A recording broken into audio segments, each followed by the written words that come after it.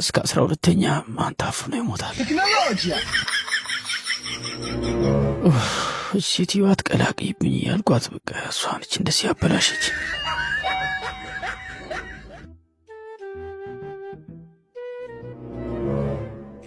ድነው ጉዱ ፈስ እንዳይሆን ብቻ ምን ነኝ የፈሳሁት አትለኝ። ነገሩ እውነትህና እስከ 12ኛ ማን ታፍኖ ይሞታል? እኔንም ገላገልከኝ።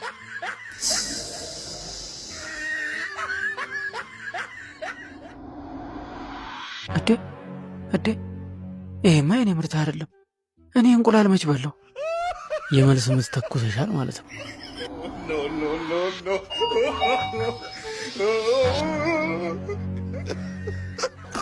ደርግም እንዲህ ያላፈነ